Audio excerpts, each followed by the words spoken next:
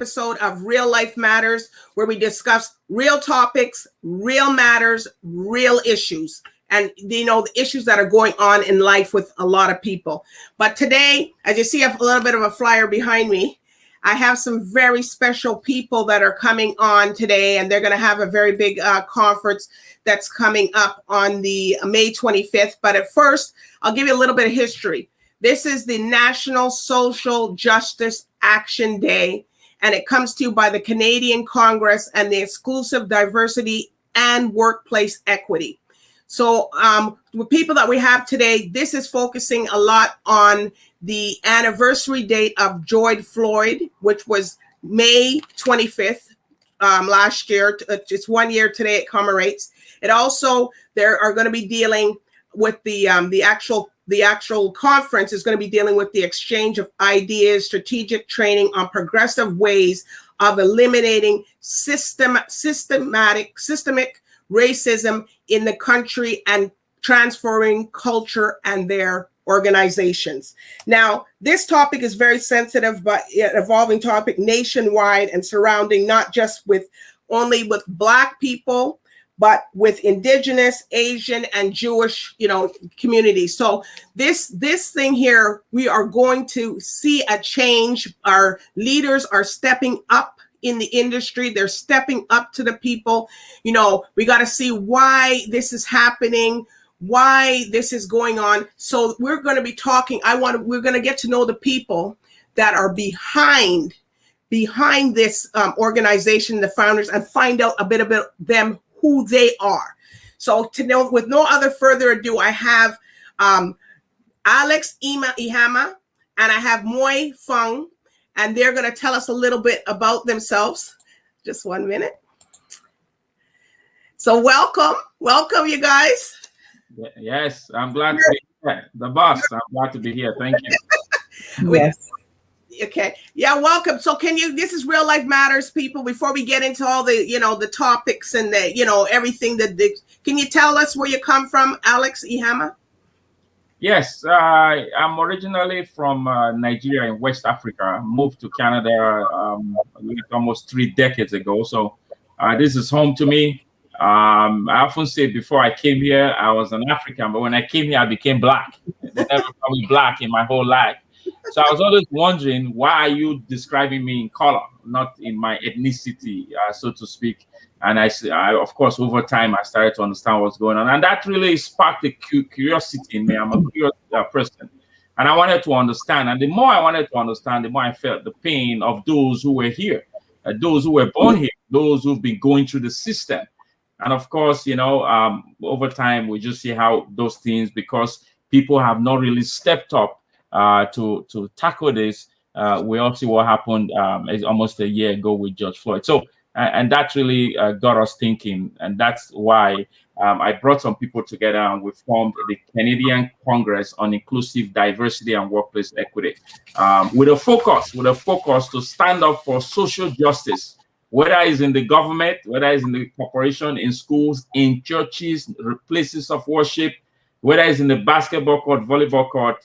We're literally advancing the movement here. Right. And Moy Fung, where are you from? Originally born in Jamaica, very proud Jamaican. But I've spent the last, let's say, for the most part, 35 years in Canada. Lived in a couple other countries, but for the most part, I've been here. But yes, when I'm from an island, as you know, out of many, one people. So in Jamaica, didn't matter whether you're Black, white, Chinese, you were Jamaican, right? So we want to get back to that. We want to get back to just being human beings. It doesn't matter where you're from, what you look like. I mean, of course, we know that visibility, we look different, right? And that's okay. We're not colorblind, so we do see color. But what we do want to stick to is we want to stick to the fact that we're more alike than we are different. And that we're all unique, and that we all bring something beautiful to the world. Right. Yes. Well, I'm Canadian. I'm all Canadian. My parents come from Barbados, so you guys have a little spiel on me. Nice. I'm born out west, where you guys have in Saskatchewan, where you have one of your counselors that's going to be speaking over there. Yes. Yeah. Absolutely. Good enough. Yes. So can you so why did you guys want to start something like this organization? So anybody? Like I said, I worked in the corporate world for many years, some of the big banks here and technology company, and I always felt what they consider systemic racism. I don't know what's systemic about it other than to me it's racism, right? I understand there's COVID, there's COVID, there's we come up with so many fancy words to cover it. The essence is some people cannot accept the difference that others bring to the table. And again, like I mentioned, most people in the US is obvious. We see that it's on TV, and there's a shooting in the back almost every day. And we in Canada here sometimes think, oh, see what's going on out there. But in Canada, it's equally the same. We can't look at the number of shootings there and compare. They have 400 and something million people in Canada. We only have 30 something million people. So, relatively, it's as bad. It's just subtle. And we want to ensure that this is no longer just for us. This is for the future generation. We are here literally. If you are alive today and you are not concerned about the next generation, you would not have lived. That's the essence of the matter. Because to have lived becomes a legacy, which means you did affect change. You did advance humanity. You did create a safe space for other people to thrive, no matter who they are, where they come from, no matter the gender, no matter who they even worship, frankly. You need to, it says, love your neighbor as yourself. That transcends literally everything. So why did we start this? We started this to bring a high level of awareness that, hey, hold on a second. Yes, George Floyd is American. Yes, we see what's going on there, but it's not too far-fetched from what is going on here. That's number one. Number two, for the next generation, the young people coming up. But you said something like, okay, well, things are happening more in the US, but a lot of things happen right here in Toronto. There's a lot of big high profile cases, not the exact thing as what happened to George Floyd, but they have cases here that people had, things have happened to them with the police brutality here in Toronto. Unfortunately, it's here. Yeah, so but look at it. When George Floyd said, I can't breathe, we have to take that past a knee on his neck. There are people in the workplaces today, they can't breathe. There are people in neighborhoods today, they can't breathe. What does it mean to be breathing? Like, when you go to a workplace and you are so apprehensive because of maybe you have an accent or the color of your skin, you can't breathe.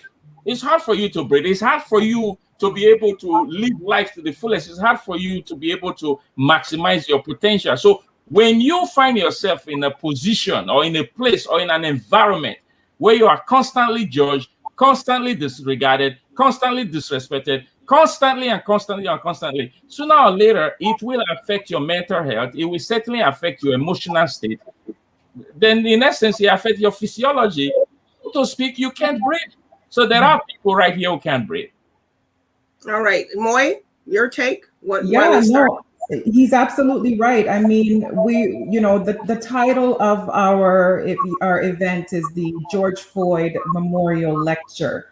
And I'm assuming that many might say, well, why George Floyd? Of course, we know that we were all in lockdown. So the world was pretty much had stopped at that time. So we were everybody was home. We saw what happened. And that hit me actually in a very different way.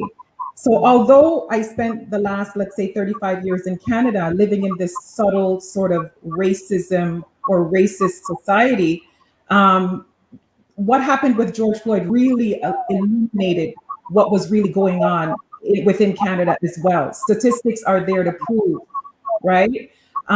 So most certainly, this is something that we ought to do. Like for me as a mother, and that's the first and foremost role that I play in this life, is that I'm a mother. I have 3 sons.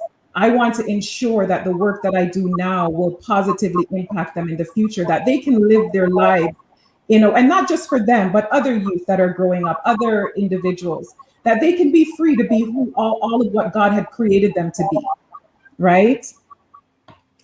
Yeah, well, we didn't come up to expect anything like this.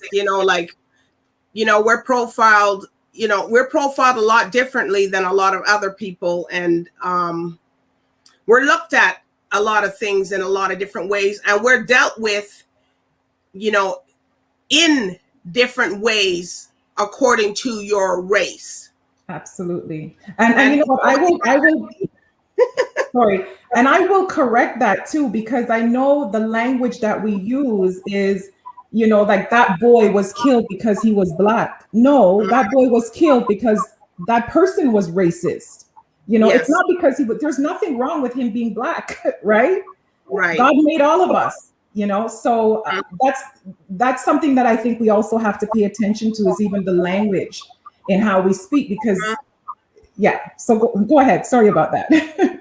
No, it's okay, because this is something like a lot of Black people, and not just coming up now in the decade and stuff, but before, a lot of Black people have gotten arrested because they thought that person looked like this person. Yeah, so what? There's a judge. I don't know if you yeah, just like 2 weeks ago in British Columbia, right? He was stopped. This judge is 80 years old or thereabout, and the police officer stopped him and said he fits a description of somebody who they are looking for. And when they said, well, who's this person you're looking for? And it's the 40-year-old suspect. So, and the reason, that judge would have had it easier, not easy, but easier, is when they keep the name in the system, he's a judge. Now, if that was somebody's grandfather who just came from Jamaica 2-3 years ago, and perhaps don't have that kind of a high profile, he'll be taken in. Now, the question is, how do you mistake a 40-year-old, so to speak, Black person for an 80-year-old person? Is it because he's perhaps driving a nicer car? And like, there's no way the judge, whether he goes to gym every day and he eats all his vegetables, is 80 years old. You don't confuse an 80 years old for a 40-year-old suspect. The only way you do that is because, in quote, you all look alike. That's what we hear all the time. If I'm driving, I see a cop, I hold my breath. I can't breathe at that moment. But I've been with friends who are, while they're driving, they see a cop, they just keep going. If a cop stops a Black man, he can't breathe at that moment because of what we've seen, what we hear, what we experience.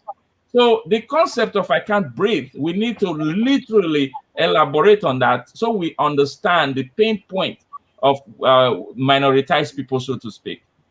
And that's really what we're doing there. But it's funny, we as a Black people and any of the other nation, we can identify each other. Yes. No matter what you have, we can all identify each other. We can identify you coming from Africa, if you coming from the Caribbean, if you maybe if you're Canadian, Black, maybe if you're talking, we can see the difference in each other, and we know if somebody's Black and they know if they're not, or they're mixed, or it doesn't matter. We could see, but I don't understand how other people can't see. The only way we know that is because we made the effort to know that. If you are, say, a white person, for instance, and you don't have Black friends, you don't associate with them, you've never gone to any of their homes, you've never invited them to your homes. If you have, you will know the difference between an African and a Jamaican, so to speak, or even a Nigerian and a Ghanaian. Yes. Because this will help you to become more self-aware. And even your communication will begin to change with a lot more maturity and respect. When you now say you all look alike to me, then you have put up a fence, like you put up a fence to cross the street. We go to the moon. The Chinese just came from the moon. This other guy is sending a rocket to Jupiter, but you haven't crossed the street to meet the other person who lives down your street because they are from different ethnic groups. The more we make that effort to know each other, the less we group people and say you all look alike. But we experience here, in Toronto, back before, this place was not diversified as it is now.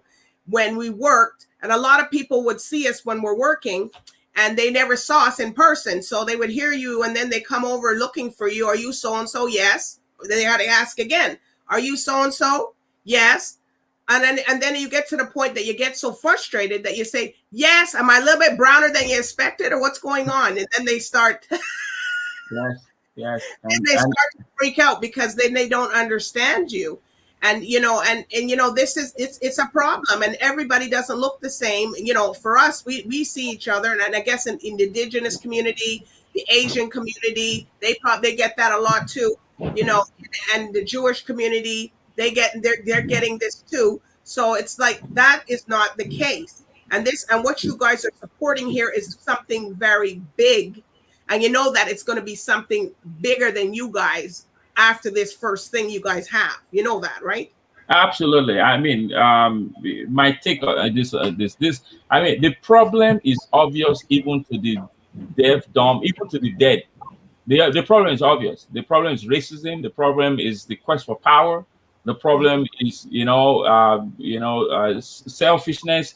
It's all a problem of the heart, so to speak. We are not here or doing this to talk about the problem because the problem is obvious.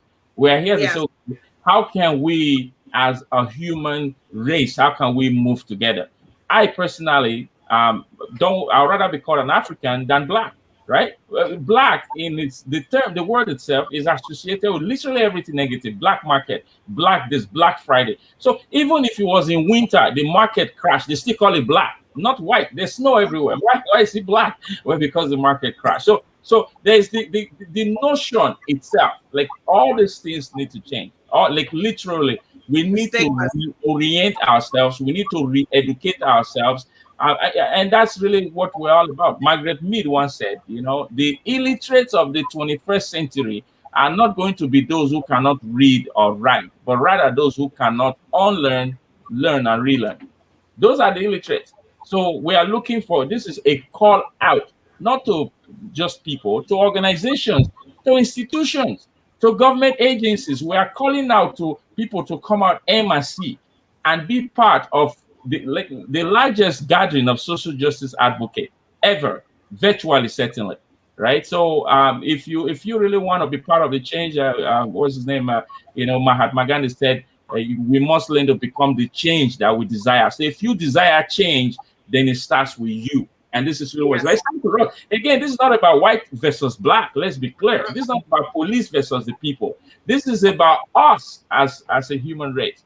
How do we move forward? There's a social political construct called white and black that has been hindering the advancement of people simply because of the color of their skin. Okay, that was 400 years ago. They said we are not human beings. They said we were apes. There was nothing that was not used to describe us. But now they have found out that we're smart, we're beautiful, we're talented, we are here conversing, and we can be rich too. We can have a big Rolls Royce, we can have a big home. So it is time for you or whoever is out there to accept the fact that there is really, really nothing different from us, despite all these differences we see. We are all human beings, and we can live together as one people. Wow.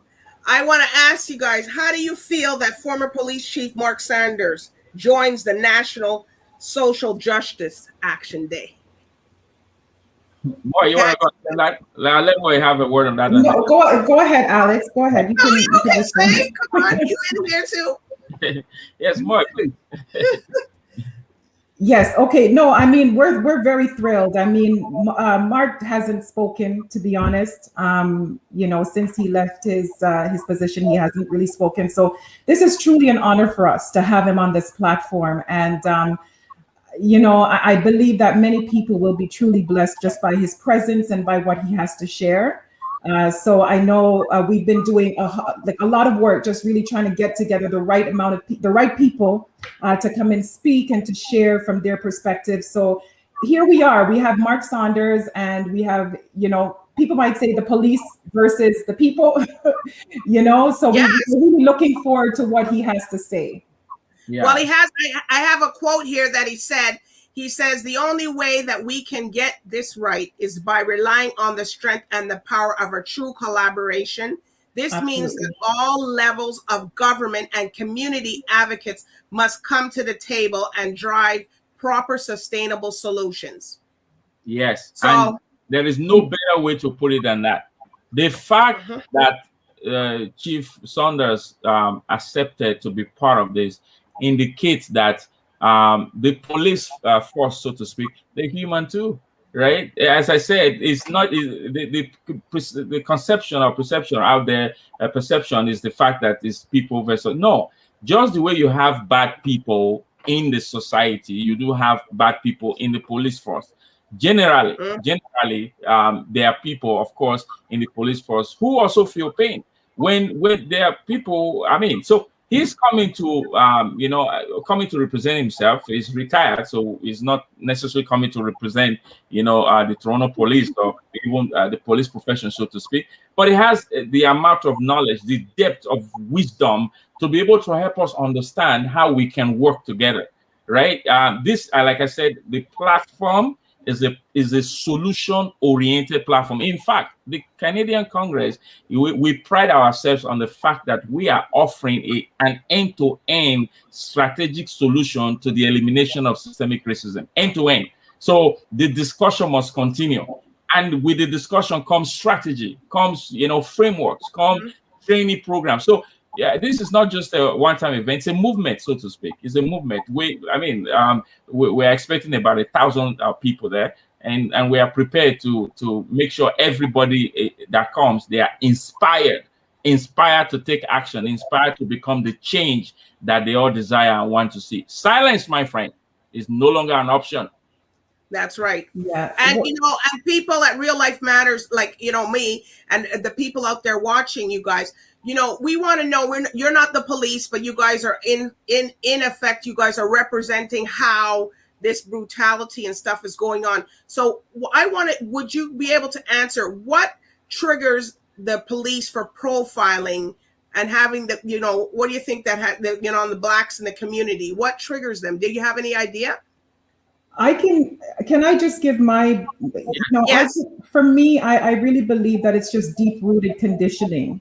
The police force was invented, and this is something that we speak about all the time. It's something that you can Google. Really, it was first created to catch slaves, runaway slaves, and I believe that generationally, this conditioning has been passed down. So I'm going to say that a lot of what we're seeing right now, in terms of even the hatred towards blacks, the racism, the discrimination, it has a lot to do with what we spoke about earlier. Just the lack of it's ignorance, really.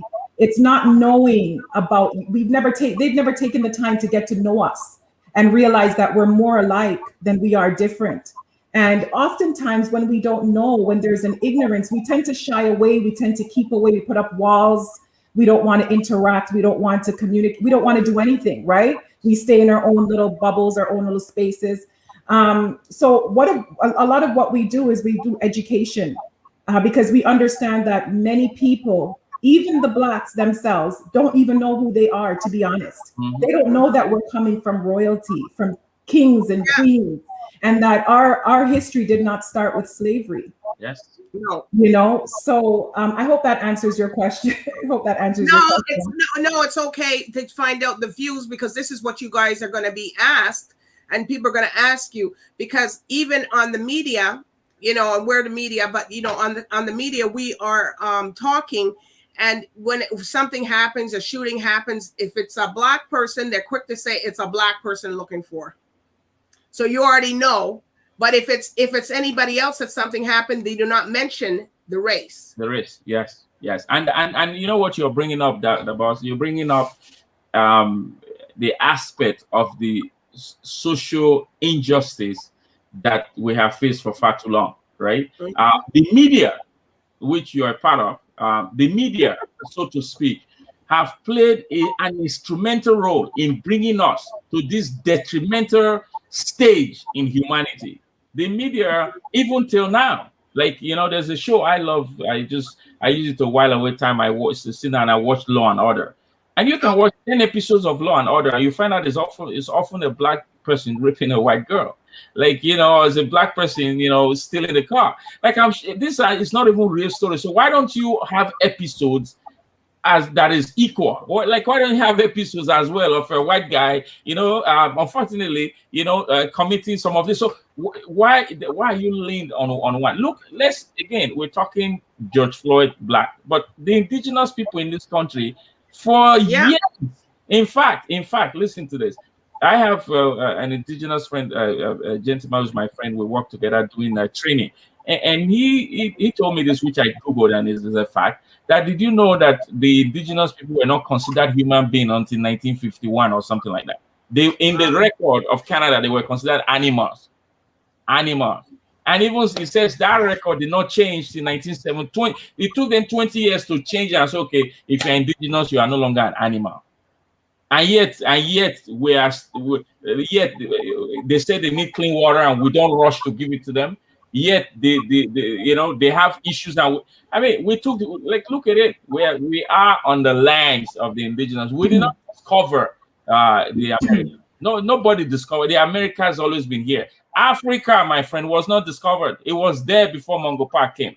All these things were there before all these discover people. Nobody discovered any of this. People were already in the land. If we are on this land, which was usurped out of the indigenous people, we owe it to them to at least give them a sense of dignity, a sense of respect. You know what I'm talking about? So history has played, academics also played a role, right? So the educational institution for far too long, 200 years ago, there were books used in school that said we were ape.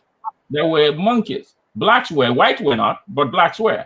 So for 200 years, you taught those information. And I am calling on the institutions today to unite. University, all these university and college, unite and look at your curriculum and look in all this, your processes and student services, and begin to look for ways to ensure. We're not even talking about reparation now. We are talking about just making, having people feel some sense of dignity. So if those policies, if those systems have not been reviewed for far so long, then what change are we talking about?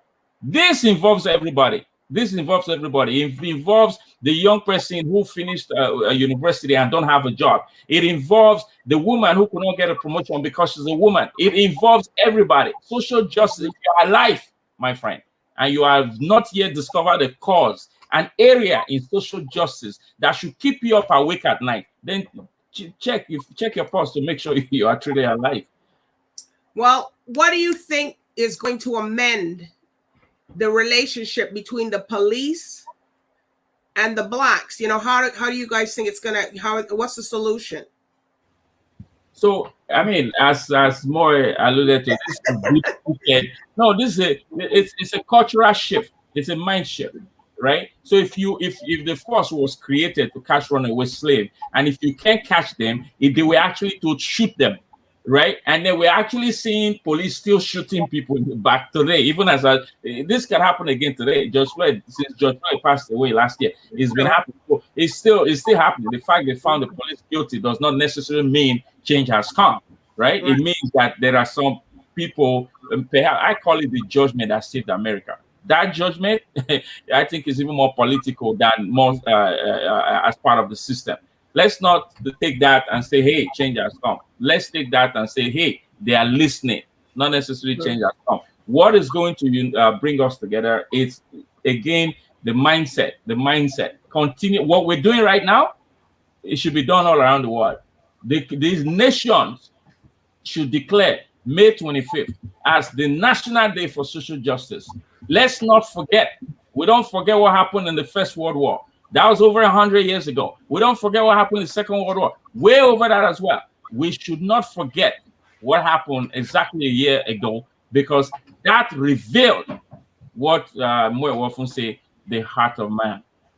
Absolutely. Yeah. If I had my way, I would. I'm not a doctor or anything like that, but I would certainly give everybody a heart transplant, because really it boils down to the condition of the heart. And we're about training and facilitating audits and doing all these wonderful things and changing policies, but those things aren't enough to change the heart of a person, and that's really where the hate comes from. The deep-rooted hate. So what we're doing right now, it has a lot to do with the education piece, as I mentioned, and it's through knowing and having that knowledge that we're able to slowly change the hearts of people, and reducing the incidences that do happen, so less people are affected by racism and discrimination.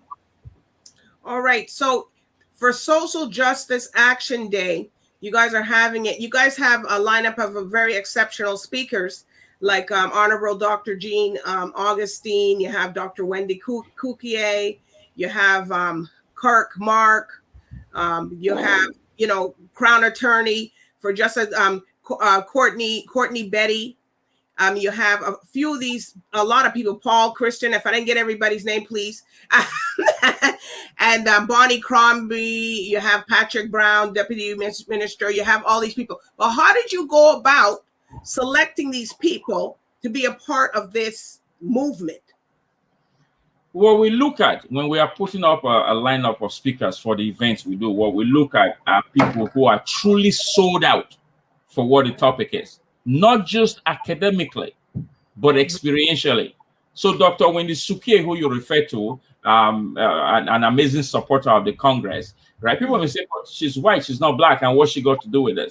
Well, if you know her story and the discrimination she went through even as a child with her parents, that's one. If you know the effort she continues to make behind the scene to support Black women, that's two. And I can count over 20 initiatives that she's doing to advance the cause for social justice. So what am I saying? We don't just select people because they have the academic qualification, so to speak. We look at the experiential aspect of the person. And then we look at components that they are going to bring. It's like building a home. Like building a home, what pattern, or building a nice car, what pattern pieces. So, there are so many great leaders out there and great speakers that we could have gone to. But every one of these that were selected are bringing a piece in the puzzle that is going to paint the full picture, my friend, of what social justice truly is. As I often say, it's more than white versus black. It's more than police versus the people. Everybody was created with a purpose. A purpose. Now, I often tell people, don't confuse what you do for a living with what you were created to do.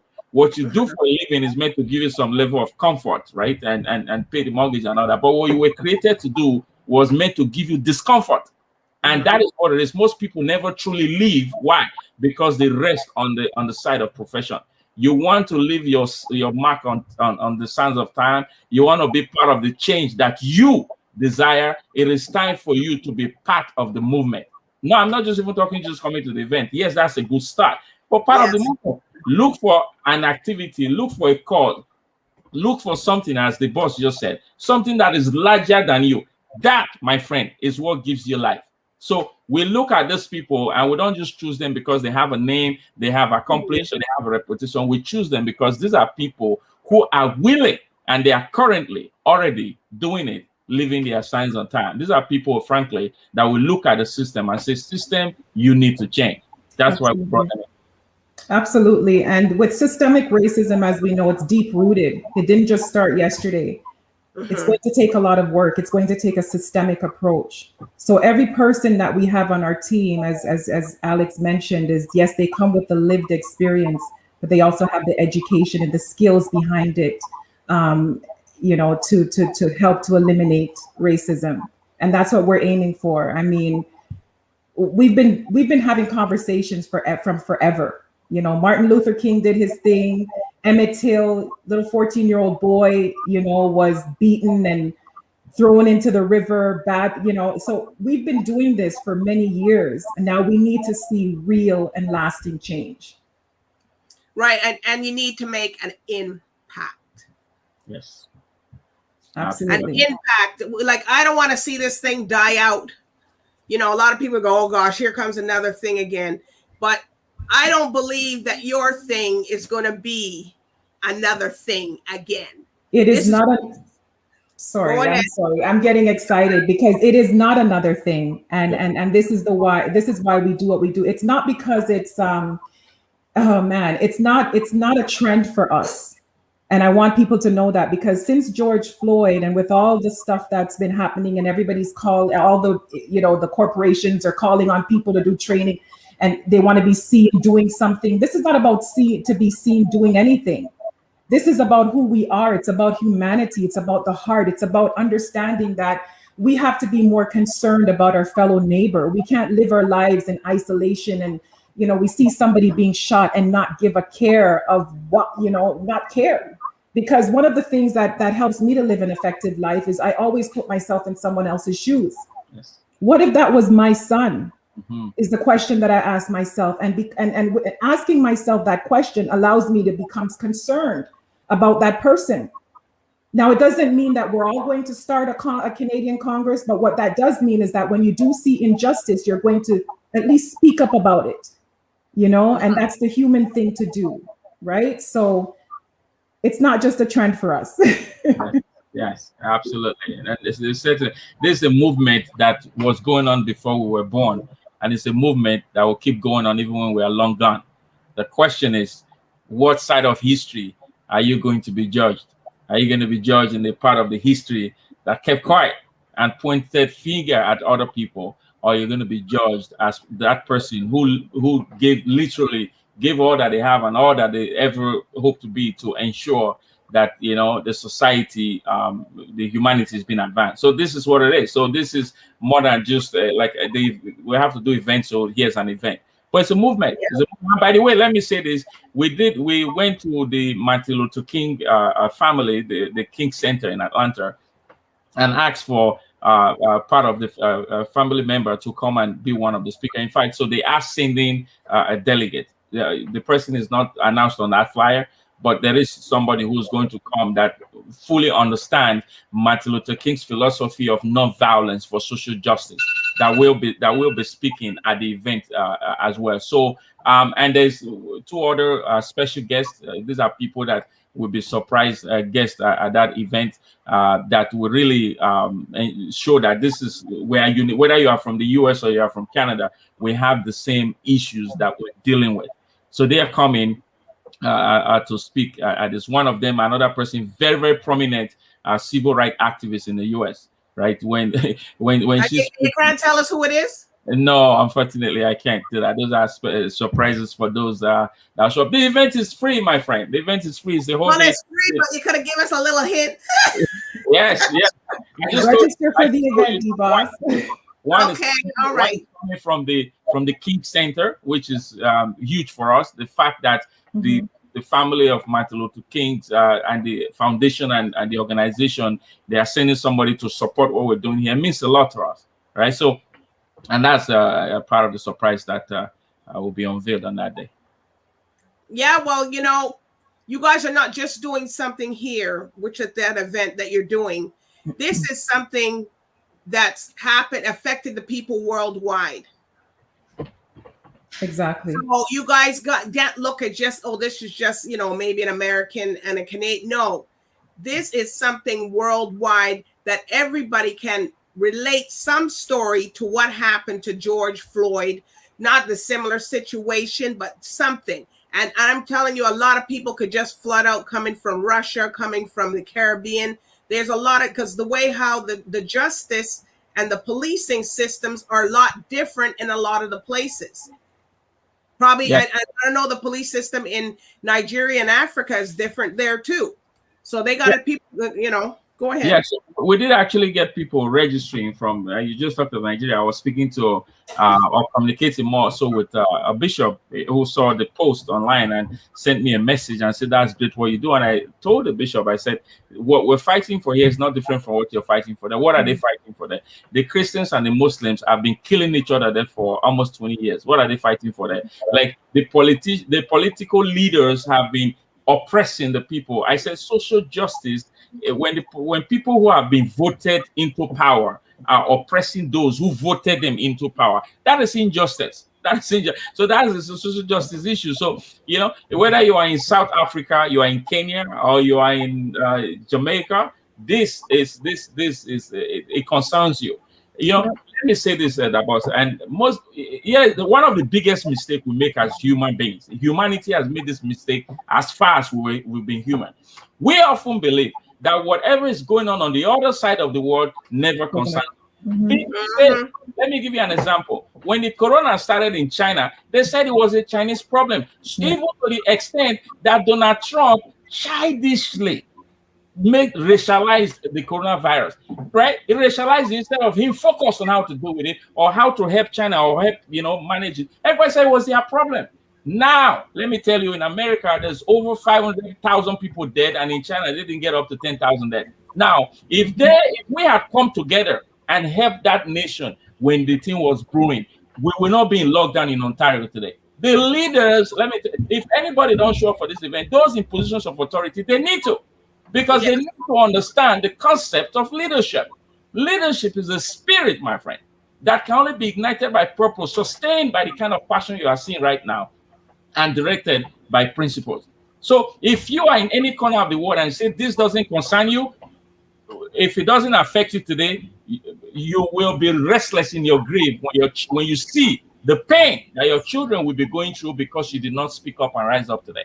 So, and the teachers need to come to it too. Sorry? The teachers. Yes, absolutely. It's a call out. Professors, teachers in schools, the students need to understand the concept of social justice. There is no better time than now for them to know. And we talk about diversity, equity, and inclusion, which is great. We do a fantastic work in that area. But that's only a piece of social justice. There are parts of social justice that doesn't even speak directly to racism. There are parts of social justice that doesn't speak directly to inclusion.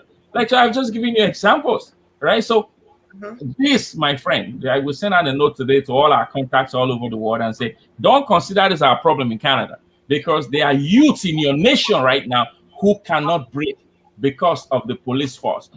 And they are both black. Police are black, youths are black, yet they can't breathe in a black nation. Absolutely. So there are people all over. There are women, there are children, right? There are still nations today that they flog women for wearing pants. They want them to put on something and cover literally everything up and suffocate in some outfit. Those women can't breathe. They can't breathe. So there are people who can't breathe. There are kids who can't breathe. So, I mean, this is, you said it best. It's bigger than us.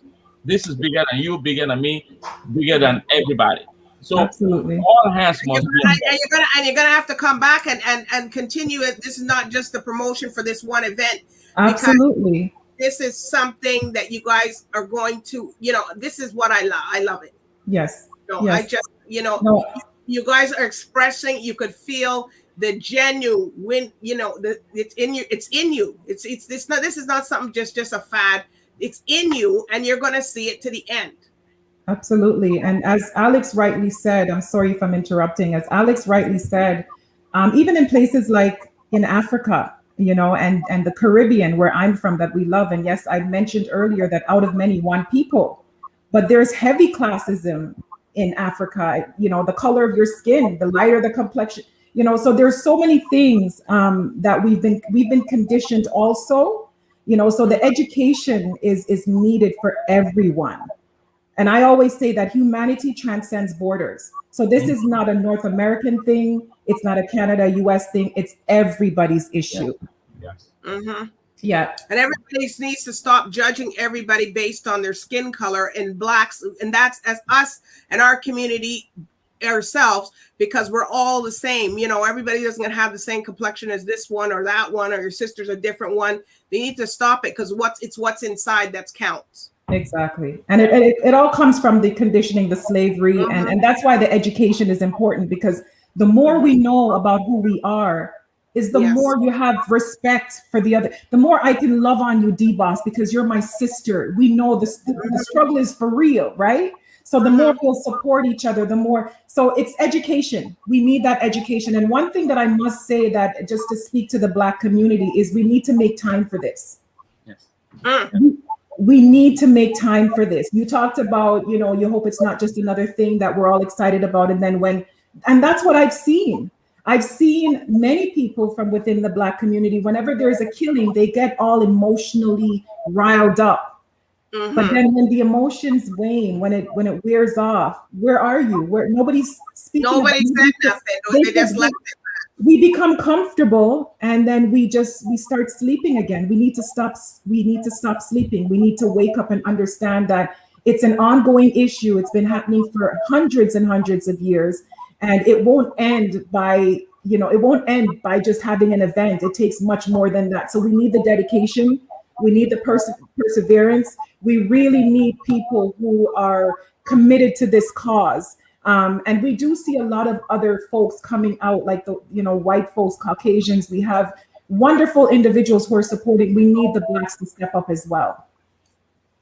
Well, they also need the clinical, the counselors and all that, because when people deal with things like that, there's some people need to go have counseling so they can flush that out. You just can't leave the people there after they went through something like the George Floyd killing, something happened. You just can't leave the people out there like that, because then they're going to start to harbor this bitterment. This bitterness is going to harbor. Next to whom they're going to start to do something too. And and that's where I believe that's where it's got to come, and it's got to stop. You got to deal with these issues at hand that are happening right at hand, so that the people can get educated after something like that happens to their family, and don't take it out and have it revolving. Absolutely. Because what do you think's happening to the young 17-year-old girl who recorded the George Floyd killing? Mm-hmm. It was her that, so that, can you imagine at 17 years old, if you she was going to the store and she saw this happening. Can you understand the trauma? Mm-hmm. So you're absolutely right in saying that support is definitely needed for mental wellness. Counselors need to come out. You guys got your degrees. You come and use it now. You know what I mean? Absolutely. And it's not about if you're going to pay me for the hour or whatever. That's your part to impart back to the people. Absolutely. And again, the reason we expanded it was to let people, to be inclusive, to let people understand that this is not a Black issue. I think more referred to that. It's not a Black. The boy was not killed because he's Black. The boy was killed because the person is racist. The police. Right? Yes. So this is a bigger issue. Racism is a piece of social justice. Right, so we're calling on everybody who wants to stand up for justice, for righteousness and justice. Yes, people who want to stand up, for the dejected, the discouraged, the disregarded, the disrespected. Those who want to stand. Suicide rate is at the highest maximum today. Suicide rate, divorce rate, all the rates that are bad are climbing, and the rate that are good are dropping. So. And it's an indictment that what happened May 25th last year is an indictment, not just to the police officer, but to humanity. It was an indictment to me personally. Absolutely. The boss and to it's an indictment to you. That's an indictment. If this could happen while you are alive, then the question is, what did you do preceding that to stop that from happening? Okay, perhaps you were consumed by your job, but what are you doing now to avoid it from happening again? And we're giving you the opportunity to go through what we call the most intensive program, the most intensive one-day course on the concept of social justice. Dr. Wendy Suki, who founded the Diversity Institute 40 years ago, is going to give a lecture on what social justice means. Most of the speakers will be speaking for 9 minutes and 29 seconds, which is exactly the amount of time it took to kill George Floyd. You are going to be hearing messages given for that exact 9 minutes and what exactly the time it took to kill. And other speakers are giving full lectures and helping you to understand, how you can be part of the solution. This is and the solution is not getting up there and going and killing people. No. That is also one of the reasons we brought in a delegate from the Martin Luther King Center in Atlanta, because Martin Luther King is known worldwide. I mean, he till today, his family continues the legacy of not violence, social justice, not violence. So you can make change without carrying a gun. You can make change without a knife. You can make change, my friend, without being hostile, right? Absolutely. Changes that last are changes where two of us eventually can see eye to eye and begin to make change. If you follow the story of South Africa, which I did very well, the president, Peter Botha, said that over his dead body, will Nelson Mandela be released from jail? Well, I'll save you the history. You can do your own research. But eventually, when the pressure on that apartheid regime was too heavy, it started to crumble literally under the feet of the white folks who went to Africa and enslaved Africans in Africa. When Nelson Mandela came out and, of course, contested to be president and won, they were all scared. What did he do? He started the Truth Reconciliation. He invited the whites to the table, invited the blacks to the table, and he said, confess your sin, confess your atrocity. You just come here and renounce racism, and you'll be forgiven for all that you've done. My friend, go and read the kind of things people were coming up with. One of their police officers said that he asked his men to drive their vehicles in black neighborhood, and the exhaust was emitting gas that was going to affect the lungs of these people and take a while to kill them. They won't know what killed them. That is how bad it got. And that is how bad things can get if you keep quiet. So, my friend, we are inviting you. May 25th, go right now, get your ticket. Canadian Congress on Diversity.ca. Go right now. Ticket, people. Yes. Absolutely, absolutely. Is there any last shout outs before we sign off for the night? Yes, Moy, go ahead and I'll say shout outs. Well, you know what? I just want to, just as Alex just did, just encourage every single boy, child. I believe that even where the schools are concerned, Peel region, whatever region, Durham region, this should be a day where a field trip, if you want to call it that, a virtual field trip where the students come out, because we pride ourselves in giving the education, understanding that the reason why we're here today is because of the lack of education. Some of us don't know who we are, and they don't know about who we are. And oftentimes we end up hating ourselves, they end up hating us, and it's a revolving, never-ending story, and it needs to stop. And we are doing our utmost best to ensure that we play our part in making sure, in ensuring that this ends, really. So thank you so much, DBoss, for having us. Yeah. I want you guys to come back after the event, because I want to hear about what happened after. I absolutely will be here. But I should say, shout out to all our speakers. We can't call out your name. You're 24 amazing speakers. Absolutely, yes. Liberty Silva is performing 2 times. Yes. We have Morgan, another champion winner, award-winning artist performing. So this is not just about talk. We're gonna like the emotional atmosphere is going to be managed by entertainment. We have saxophonists coming. So there are aspects of it to manage, the emotions that will be going on, but our eyes will be on that solution-oriented. And of course, Orlando, I'm not sure if most of you know of Orlando Bowen.